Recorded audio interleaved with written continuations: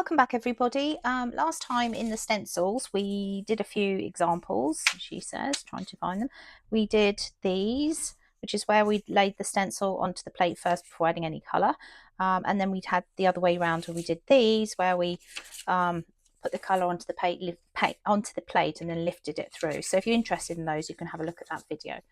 Okay, so I'll just show you these. Actually, I had some paint left over on my piece of glass. I used some glass here to roll out my paint so I can, sort of control how much paint is going onto the brayer.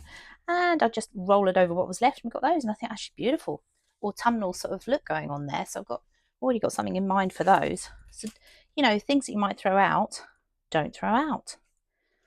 Okay, always try and get that last print. So we're back rollering. If you remember the last technique last time, we did roller onto the stencil, put the stencil on the plate first, and that's what we're going to do again here. Now,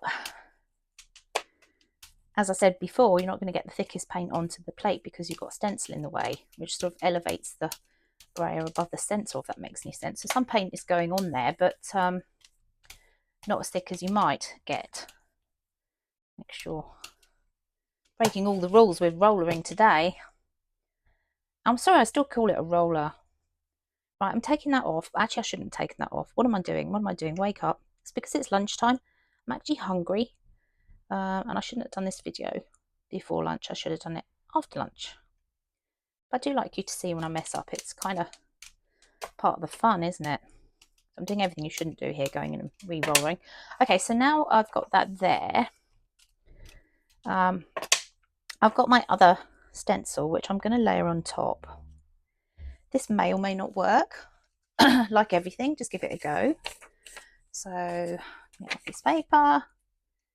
And what I'm going to try and do here is pick up some of the colour behind.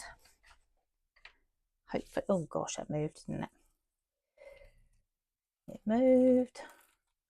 I'm trying to just pick up some of that. Might actually be easier with my hands, to be honest. Through that stencil. I'm kind of burnishing it through there and hoping that I'm picking up some of it. Should we peek? Yeah. We're getting something. Getting something. Right. Obviously, it depends on the stencils you're using. You might be able to choose something better than I've chosen here. Right, so did shift around a bit. So now we do the lift off, don't we? Lift off those. Can't see a lot left on that plate, really. What we've got left is going to become apparent once we put our pool layer on, which I'm just trying to think what colour to use. I'm going to go with my cream again. I always use a white or a cream, really, with this pool layer. I'm not very venturous.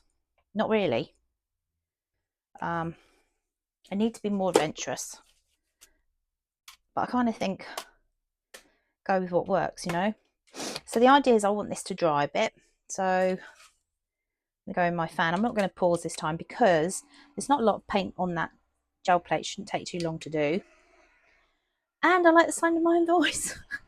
I guess I talk to myself all the time. I kind of feel I'm talking to myself now, really.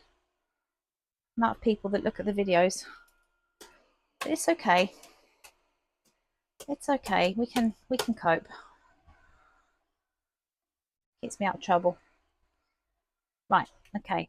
Is it dry enough? Let's hope so, or else we're going to get a smudge. And I'm going in there. Oh, I've got a lot of pink on my roller. That is not what I wanted. Wish I'd washed it now, to be honest. I thought I'd rolled it off, but I guess I didn't. I didn't roll it off properly. Right, so this will be a surprise to me as much as it's going to be a surprise to you, I think.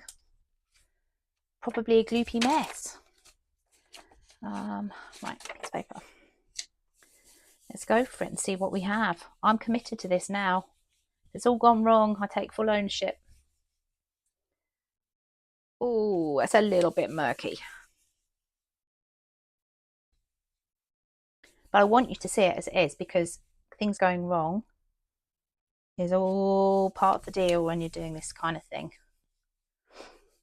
But it's not gone wrong. The point is, rarely do things go totally wrong. You might look at that and think, ugh. But if you use the die cut and cut that cut leaves out of that. It'd be beautiful. You've got the old Sizzix die cuts, dies to cut them with. Oh, that's not bad. Oh, that's quite nice. A little bit blurred, but I think that adds to the appeal of it. So I'm going to show you one that I did earlier. Haha, good tradition of, here's one I did earlier. So you can compare. And this one I think I backed with white. It was a bit clearer, wasn't it?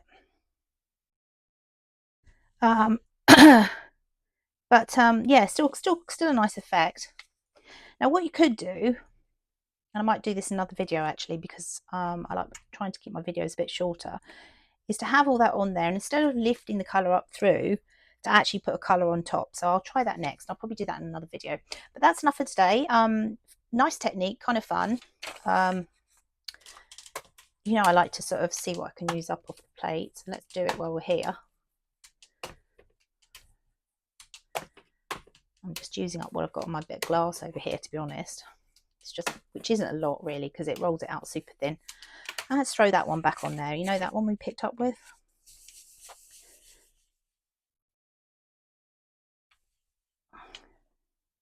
Oh, that's really nice. Happy accidents. Happy accidents are us. Look at that. Oh, I'm really pleased with that. I think I like it better than that one, to be honest. Oh, it's fun in the studio. Bye for now.